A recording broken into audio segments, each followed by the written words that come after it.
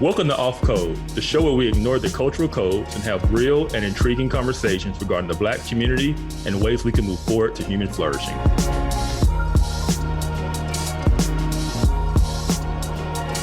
Hello and welcome to another episode of Off Code. I am Monique Dusan. And I am Kevin Briggins, and we are glad that you all are back with us again today.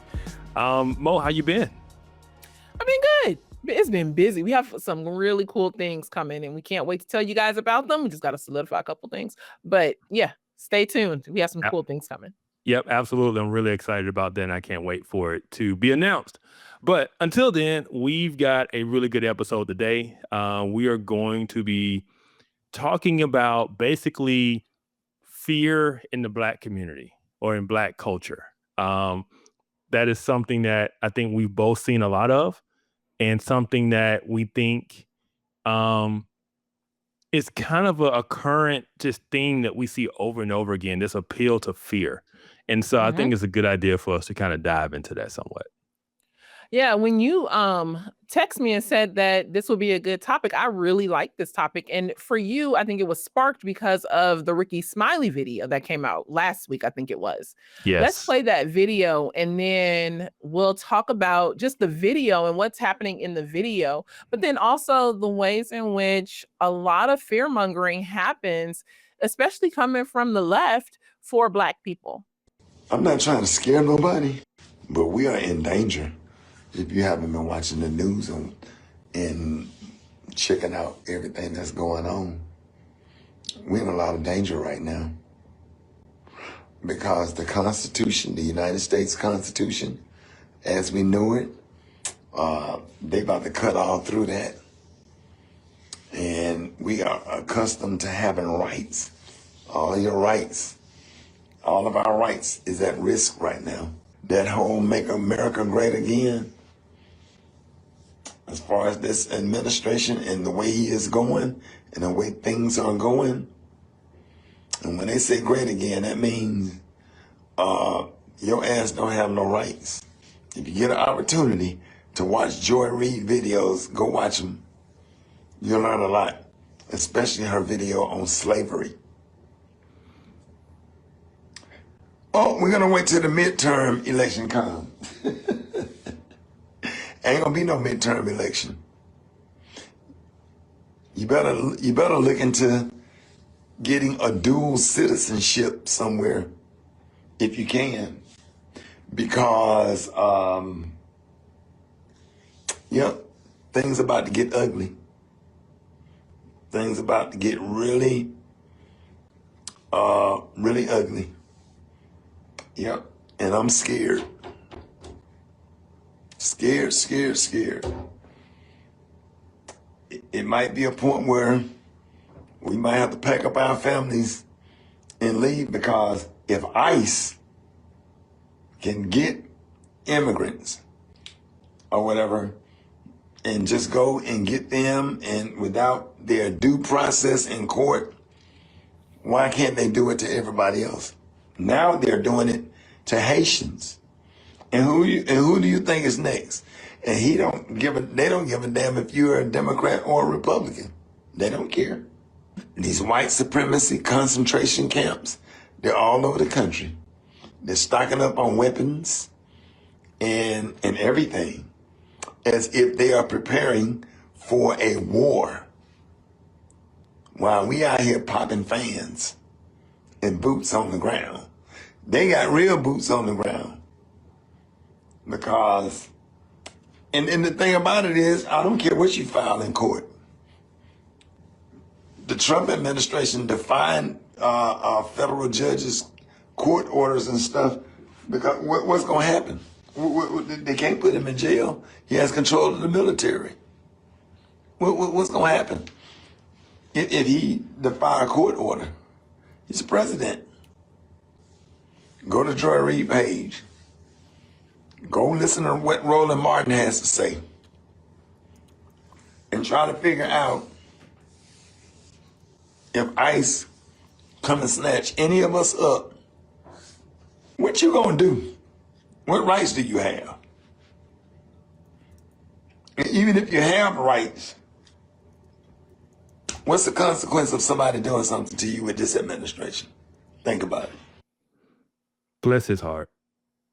I Bless mean, it. Touch it. that's one of the saddest videos I've ever seen. And it's sad for two reasons. It's sad, number one, because he truly believes what he's saying. Mm-hmm. And then it's sad on the other hand that he has been indoctrinated to these false beliefs through the media. Left-wing media has instilled this fear in this man. Because he truly has believed the things they've been saying and the fear-mongering that they've been promoting. And he is legitimately scared for no reason. And it's the normal talking points that I feel like they've been using since before, because he attaches it to ICE. But it's been before ICE. They're gonna make you slaves again. That was before ICE. Yeah. I remember hearing that in the first Trump presidency. He gonna, Yeah, make but y'all slaves. Joe y'all gonna be Biden said they was gonna put us back in chains. back. You know what? That's too easy of a layup for me. Please don't offer it to me. But we always been slaves. This is the most, horrible time in America to be Black, and you should be afraid. They coming to get you. And if they can do it to this, if they can do this and they can do that, and they're gonna do it to you.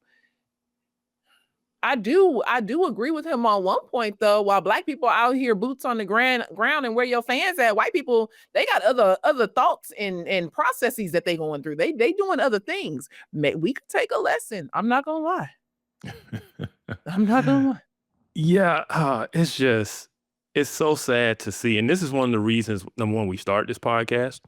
This is one of the reasons that we speak out on a lot of the things we speak out, is because of this. It is the manipulation of people in our community, right? It's the manipulation of our family members who we get around, and they talk just like that because they've ingested the same fear-mongering media talking points, and they don't realize they're being manipulated.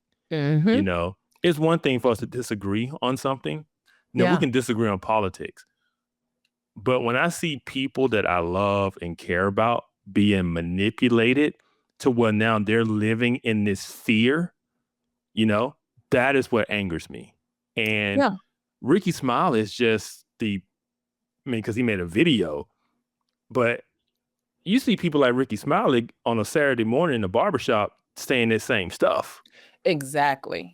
And so it's the fear narrative that we believe that then turns into or produces like this mental fragility.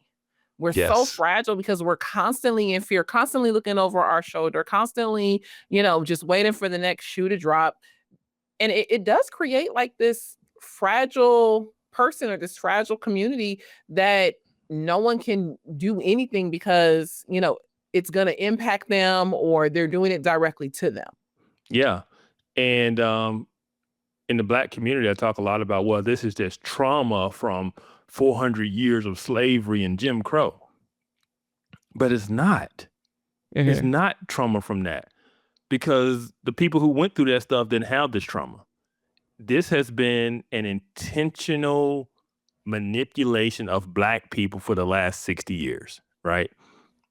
Whether we're talking about the movies that they produce for us to ingest, whether it is the people we're told to look to read and be our thought leaders, or whether it is, music, entertainment, whatever you want to think of, and politicians is one of the big ones too. It is, we're overwhelmed with this idea. We're never allowed to move on. We're never allowed to heal. We must constantly be reminded, because people benefit from us being fearful. It drives us to the polls. They benefit from our grievances. I've said it before, one thing the civil rights movement taught us as the Black community, that our grievance was our political power. Yeah. And we have spent the last 60 years making sure we don't lose that power. We don't lose our grievance. Yeah. Right. So it's a constant grievance. Do we need another slave movie? Did we really need someone to redo The Color Purple? Like, everything is struggle. And then you get these, the Joy Reids of the world, which he mentioned, spouting all of this nonsense and these fake talking points and this fear mongering, and it just keeps people in a constant state of fear. Yeah. And and it just affects the community in a wide range of ways. It holds our progress back. It does so much damage that they keep us in this emotional, fragile state of fear. Yeah. And at the end of the day, they care nothing about us. We're just tools. We're just pawns to be used in their game. So you've said a lot. And in looking at, I feel like you've made a lot of claims. Like, there's a lot of fear and they keep using this fear narrative. So what we did is we went through and created a list of ways in which the fear narrative really impacts the Black community. What are the narratives? What does it sound like? And then we're just going to talk about it a little bit. We have 10 points. We are going to look at 5 of them today. And then next week, we'll look at the next 5. But it is important to be able to hear and reconsider. You might not be at the position of saying, well, I completely agree, but just think about it. Listen to the narrative. What is the claim that's being made? And, take some time to think about it. The first one, I'll go first, is welfare dependence and the fear of self-sufficiency. And when I think about this, the narrative that I hear is if you lose your government benefits, you lose your stability and you simply won't make it. People are taking something away from you that is rightfully yours. So think about like the food stamp conversation. You can't tell me what I can and can't buy. You can't take this away from me. If you take this away from me, you are stealing from me.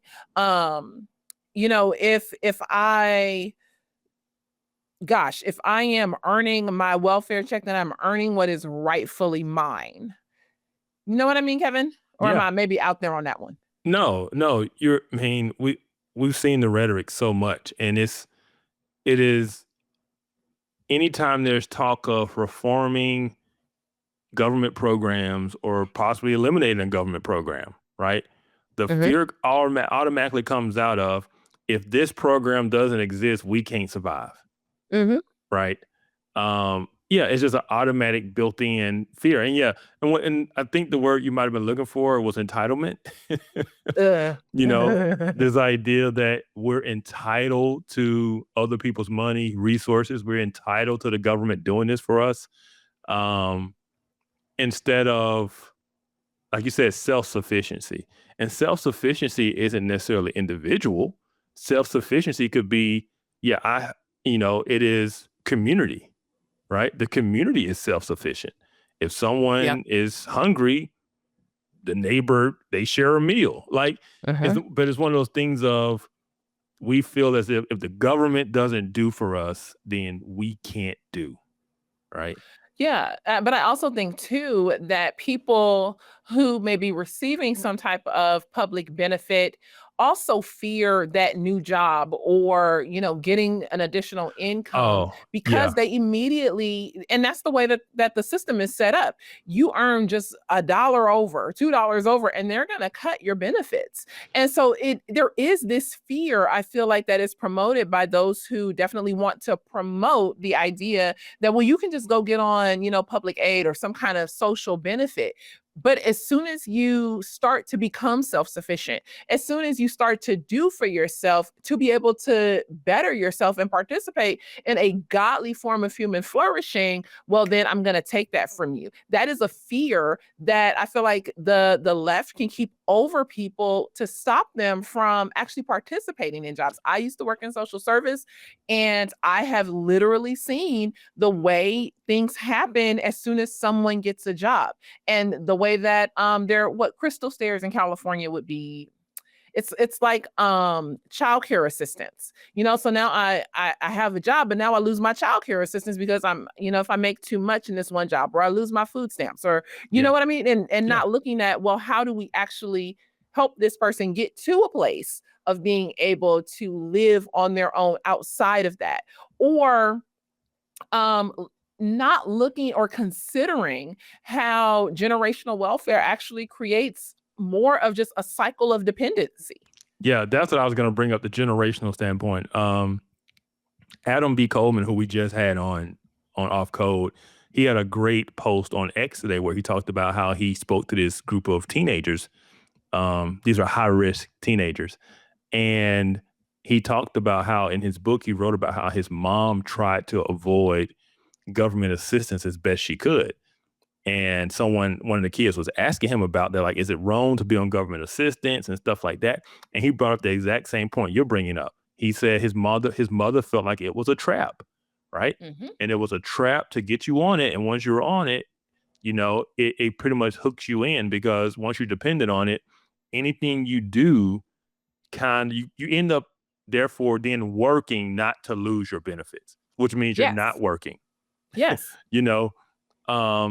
And I know people when it's generational and they teach the next generation how to get their benefits, how to stay on their benefits, right?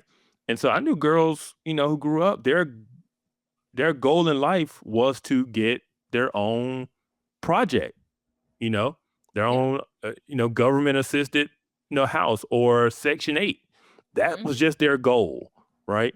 And so, and it's just taught, and then you just get on the system and you stay on the system and you don't try to do anything better, and you spend the whole time making sure you don't lose your assistance. You never don't even think about getting married, right? So you're going to shack up, so he's going to live there, but you're on Section 8, so you barely paying any rent. And so it's just a bad cycle that people get on, and it's hard to get off. Even for people who want to get off, it's hard because for the And reasons that's you the stated. thing. Yeah. No one looks at just how hard it is to get off. I think that's something we should definitely talk more about, is the pathway out of poverty when you have received public benefits is harder than the pathway out of poverty when you have never received public benefit. Yeah. But I would say, but there is a fear of self-sufficiency. There's a fear of doing for self, or the fear that you won't be able to do for yourself, that plays a big role that we see within the community. Yeah. Yep. You want to do the next one? I will. The next one is, I know that's your favorite. Yeah, it is. DEI, diversity, equity, inclusion, and the fear of meritocracy, right? There's this fear that the system is rigged against us, that we can't succeed without DEI. Although we know DEI is a fairly new program and Black people have been achieving and succeeding before DEI was a thing. But DEI often undermines Black excellence by, implying that we can't compete without special accommodations. Like, I can't get into this university unless they give me special accommodations because I'm Black, right? It just reinforces, to a degree, it reinforces two things. It reinforces this idea that we're systemically oppressed, and it reinforces this idea of inferiority, right? It reinforces this idea of insecurity. There was this one guy, he was doing interviews on campus about like affirmative action getting into school. And this one Black girl, she admitted that she struggles with insecurity because she doesn't know if she belongs there, because she doesn't know if she got in because she was good enough to get in, or she got in because she's Black, right? So even the Black kids who get in not on affirmative action, or who get a job not on affirmative action, are always in the back of their mind wondering, did they? Or do they deserve to be there? And it's just, it just creates that. But there is a fear of meritocracy. Like, we fear if DEI goes away, we won't be able to succeed, or I won't get a promotion, or it's just this idea that you need special considerations. You need special attention and favor versus competing with everyone else for the promotion. Yeah. That is definitely the talking point, is that you won't get it without this. And then that, you brought up the word entitlement earlier. It's almost like we see it like as or it's pitched like, well, this is owed to you. Yeah. You know what I mean? Instead of this idea of meritocracy. Go ahead. We believe that other people have been given something, and therefore we believe that we are entitled to now to receive something. The whole Kendi's discrimination, past discrimination requires present Mhm. discrimination, right? That is really how a lot of people think. But this idea, the fear of meritocracy, once again, is drilled into us. We're told that we can't. It's not just ideas that we come up with naturally. That's my issue. These Mhm. things are told to us Yeah. especially through media, through celebrities. Like it is reinforced. This belief is reinforced to us. And it does a lot of harm because it just makes us, like I said, it makes us insecure. It makes us angry and bitter. If you don't get the promotion, what do? Oh, it's because I'm Black. You don't say, hey, what can I do better? What can I fix? Mhm. What can I, you don't do the self-evaluation to improve yourself to change your outcome. You say, well, it's because I'm Black. And because I'm Black, then I'll never get promoted. I'll never move up. And so what do? It becomes a self-fulfilling prophecy because you never Yeah. change anything, Mhm. you know? But that's And what then, you hear. You know what I mean? yeah, That's what you continually hear, and you hear it from the time you're a kid. yeah, yeah. And so it's just crazy to see people's reaction to DEI policies being rolled back, Yeah. as if that was the linchpin in the key. And this is the thing. This is why it don't make sense, right? If the people that are doing the hiring, these companies, right, they believe in diversity, right? They claim they do. Why do you need a program then? Just hire people, right? Or like if all of it, if let's say Amazon they're rolling back their DEI program. Well, they just had a DEI program. Does that mean Amazon went from not being racist to racist now? Like it's the same Mhm. company, right? Right? But this idea that they don't have a DEI program where I get special considerations, then I can't get hired or I can't be promoted. I can't compete with everyone else because I'm handicapped, right? And so that's why that's why it does so much damage because it's psychological and it strips us of our agency. Yeah. Yeah. Let's go on to point number 3. I'm gonna do 3. All right. Abortion advocacy and the fear of Black motherhood. Mm. Now, when I think about this, the narrative that I hear usually is like, well, having children is going to ruin your future. You need to, make sure you have your education and your career before you enter into motherhood because X, Y, and Z. I could also say, that it's a fear of, spousal commitment too, but that might be later down in the list. I don't remember. Or that your body isn't safe when you're, a Black woman. And so we need bodily autonomy. Motherhood is dangerous. And, all of these things that just continually build fear. We can look at Black maternal, birth rates and things like that and ask questions, but it doesn't necessarily mean that for those of you who are familiar with a lot of this conversation, that preeclampsia is automatically linked to something like racism. So I just think that narrative is often fed to Black women that like abortion Look, is the safer option. That's what I'll say. when you said preeclampsia, related to race, it just reminds me of that woman who made on that talk show. She's a heavyset Black woman, and she claimed that she was fat because of racism. Yeah. Because the first thing Yeah. comes to my mind when you talk about preeclampsia and stuff, I'm like, okay, there's other conditions that come into that. You're talking about diabetes, you're Yes. talking about weight, you're talking about diet, right? There are things that come into that that are in our control, right? That's not racism, you know. Yeah. Yeah, and also the idea that I would phrase it a different way in terms of the Uh-huh. fear that they use on us. The fear of losing access to abortion, Mm. right? You see that a lot, right? Well, isn't it like the fear of losing your bodily autonomy? Because I always Yeah. hear it going back to slavery, because in slavery we didn't have Yes. bodily autonomy, and because we didn't have bodily autonomy, now hashtag you must have abortions. Yeah. It is. It's crazy they would spin that way to end the life of your child, you Mhm. know, as some kind of celebrated bodily autonomy thing. Like, I mean, I've read Margaret Sanger. I understand this idea of liberation that has, it is heavily influential within the Black community. Just the word liberation in itself, right? Yes. And then you put it in all this ideological forms, whether it's, Black liberation, whether it's feminism and the liberation of women. Yeah, all of this stuff is driven from a fear based perspective. None of this stuff is about flourishing. Yeah. None of this stuff That's is exactly all, it. it's all fear-based stuff that gets played on us, that if you don't vote for us or you don't do this, then you're gonna lose your, like Rickey Smiley, you're gonna lose your rights. Y'all gonna lose your rights. They're gonna deport, you gotta get dual citizenship. Like, just the most outlandish, craziest things, all out of fear.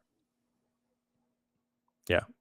So You want to do number 4? Yep. Number 4, crime policies and the fear of personal responsibility. Man, this is a big one. This idea that, we talk about mass incarceration and all of this type of stuff as if being Black means you're going to get incarcerated. Like, you just walking down the street and you tripped and fell, and next thing you know, you're using handcuffs. Like, as if there was no personal responsibility in the decision that led to you going to prison, right?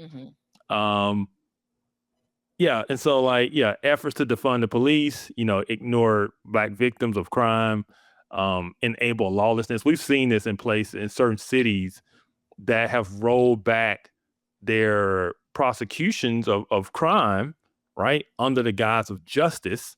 And what they've done is basically catch and release. The police catch them doing something, and then the system just releases them back to the street to commit more crimes. And so no one thinks about those things. But this idea that this irrational fear of the police, right, within the Black community is another video recently that's going around where this guy got pulled over, basically didn't like the reason he was pulled over, shut and locked his door, and then the police had to bust the window and drag him out, and everybody's upset about it. I'm like, and of course he's filming on his phone, but those types of things are driven from an irrational fear. There was a Army officer, a lieutenant, got pulled over, but he drove for several miles before he pulled over, right? Then he pulls over at a gas station finally, and now by this time the cops are riled up, Then they get out their cars, the guns drawn, telling him to get out. But it was all driven by fear. He kept saying, "I'm afraid. I'm afraid," right? Just he escalated the situation because he was afraid. Yeah. And it's irrational, as if the police are the cause of Black homicides. And it's just not the case. It was a fake BLM narrative. We've talked about that in past shows, what the numbers really say and all this type of stuff. But the effects of it still has a mental effect on the community. And so when we're talking about trauma, the trauma isn't from slavery and Jim Crow. The trauma is from what we're constantly being told today and ingesting today, right? Yeah. And we just see it played out so much. And unfortunately, once again, it becomes a self-fulfilling prophecy. Your fear leads you to do something irrational, which leads to you in a confrontation with the police, which could be, deadly. Like the latest situation where the guy, he closed his door and locked it. My first thought is the police could shoot you at this point because they don't know what you have in your car. Right. And so he put himself in great danger by doing that, and we see that quite a bit. And so that is one of the things that we need to kind of talk to the next generation, like, don't do this, But it definitely starts with changing that fear narrative. Like, all police aren't racist. We are not an oppressed group, and it's not oppressive if you get pulled over for rolling through a stop sign. It when you mention like the fear of personal responsibility, I think that it's not that all Black people fear this idea of personal responsibility, but it can become fearful to take responsibility if you commit a crime, because the narrative that you continually hear is that one, all the police are racist. And so when you have this interaction, it like more than likely is gonna go, south. Mm-hmm. And so there is a conversation of personal responsibility. How do we get, true criminals to take responsibility for their actions? We Yeah. can't, want to defund the police, and then kind of like that, the guy who's running for mayor in the city of New York right now, wanting to defund the police, wanting to redefine violent crime and things like that. No, we actually need people to take responsibility for their actions, and to, not be afraid to say, yeah, I did this. I am the guilty one. I'm going to take my ticket. Yeah. And not just that, but community responsibility, right? Yeah. We don't need any more free Pookie t-shirts. And we need to Oh, stop coming to the aid of people who are in the wrong based on the fact they're Black, yeah. right? Yeah. Yeah, it's Hashtag just free Pookie. it just needs to be more personal accountability. And yeah, we got to stop choosing this sides based on us versus them. Because that's what Rickey Smiley was doing, right? He was like, man, they're out there getting ready. They got guns. What are we doing? As if it's these white people versus Black people. And this is the Mhm. thing. For people who don't know who Rickey Smiley is, he's a comedian. He's been in movies, does radio. We're from the same hometown. Like, Rickey Smiley is a very funny dude. Rickey Smiley is rich. So you got Yeah. this rich, semi-famous Black guy in his house talking about he's scared, right? And this is the thing. Rickey Smiley, I know he got white people all around him. I know he's got white people in his circle. He's got white people on his production team and all. But yet he talks in a way as if it is those people against us, Black versus white, right?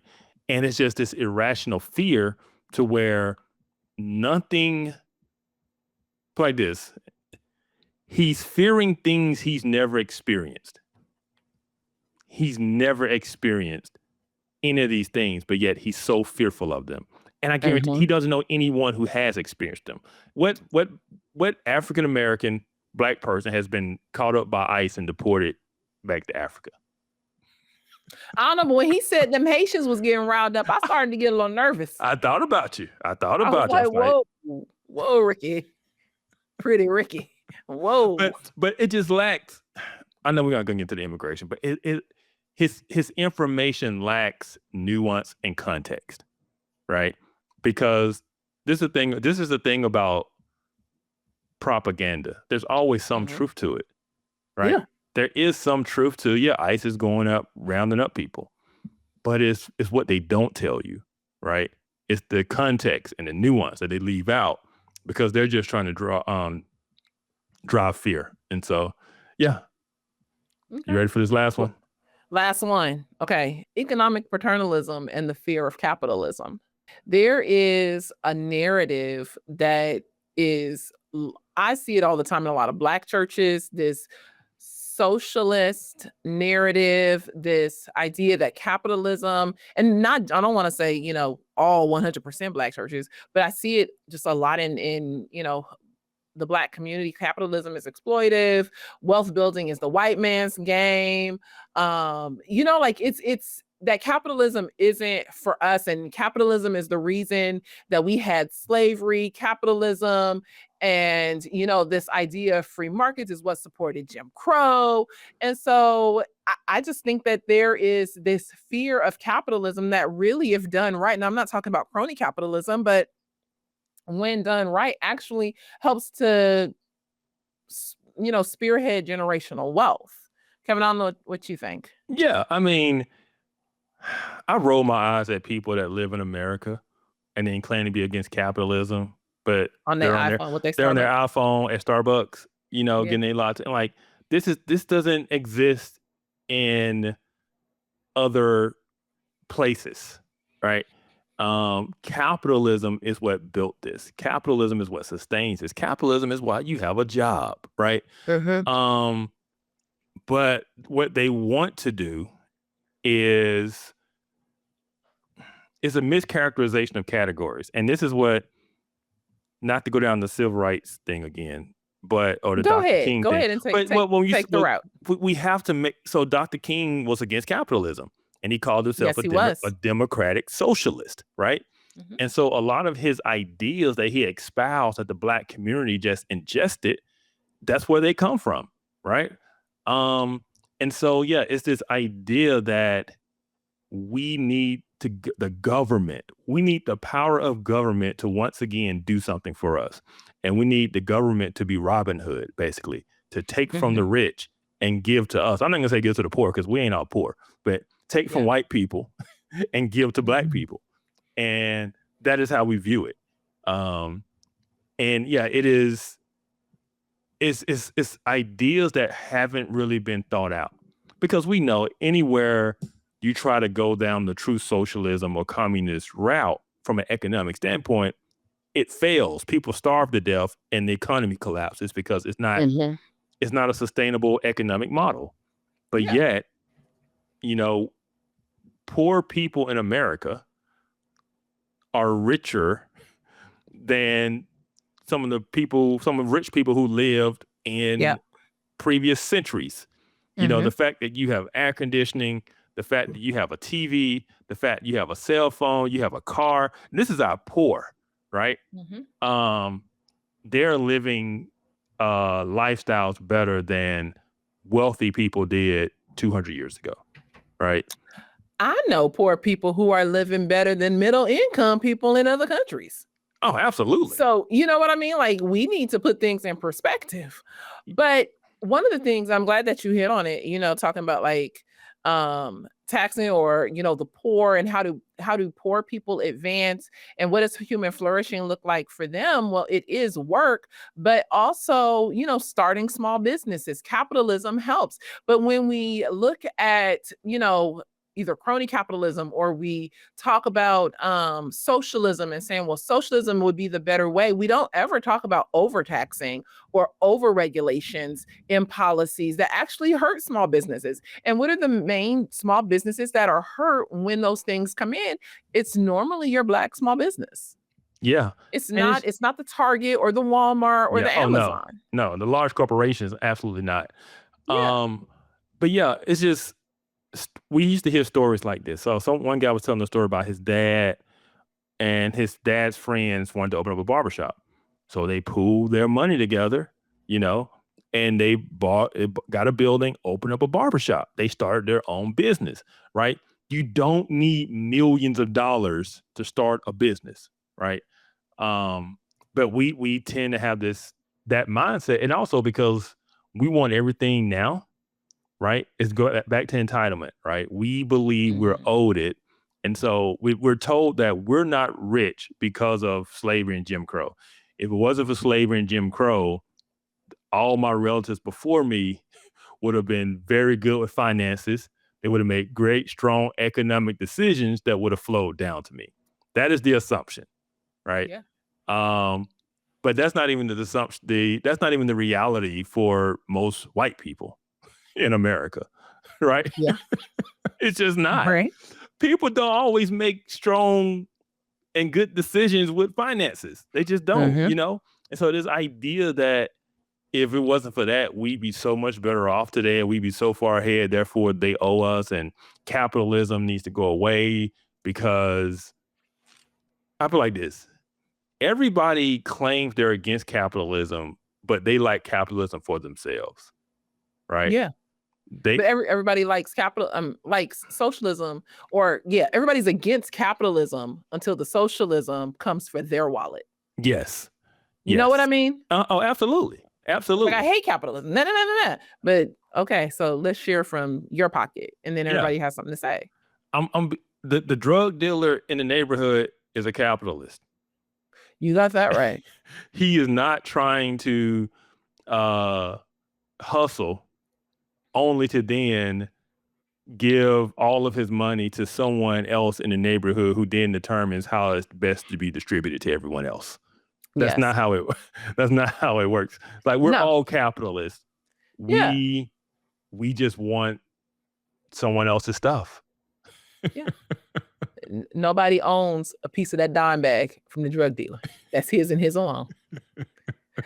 You know what? I probably shouldn't have said that. You know what? Forgive me. Forgive me. But I was just saying, Yeah. like, we say one thing because we've been told talking points, but in reality, Yeah. we do like capitalism, right? We do. Yeah. It's all that we've known. And I think that's what makes socialism so appealing, is because all we've known is capitalism. And sadly, a lot of the capitalism that we've known is crony capitalism. And so we see the crony side of capitalism and we want to offer something better. But because we've never actually seen socialism in action, it's easier to advocate for that than it is to work to fix what may be wrong with some of the crony capitalism and to acknowledge the parts of capitalism that actually do promote human flourishing. Yeah. And to your point, this is a heavily Black issue. The Black community, more than any other ethnic community in America, favors socialism over capitalism. Yeah. It's just, yeah. And a lot of it has to do with Dr. King and his promotion of what he called democratic socialism. Yeah. And so, that's a real fear that we see in the Black community today. And so, Yes.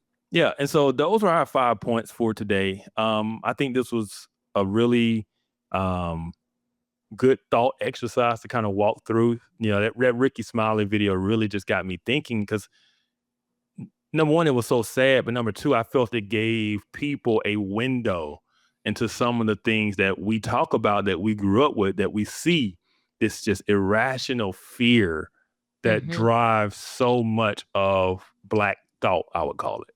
You know? Yeah. Yeah. It is.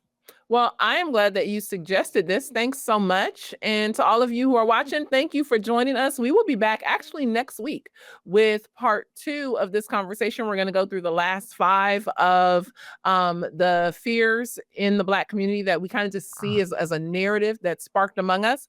Please make sure to check out the Center for Biblical Unity. You can do that by going to Center for Biblical Unity, all spelled out, .com. We are going to be leading a teen class this coming fall. We are going to be talking about scripture and society. We are going to look through Booker T. Washington's book, Up from Slavery, and then we are going to look through and read How to Be a Young Anti-Racist by Ibram X. Kendi. While we are going through these books, we're also going to be looking at scripture and figuring out which person, Booker T. Washington or Ibram Kendi, is more in line with God's plan for human flourishing. Make sure to get information by going to centerforbiblicalunity.com. You can also register with the link that's on the website. And with that, Kevin, it's been real. It's been real. Thanks so much. I'll see you next week. Yep. Bye, everybody. Bye.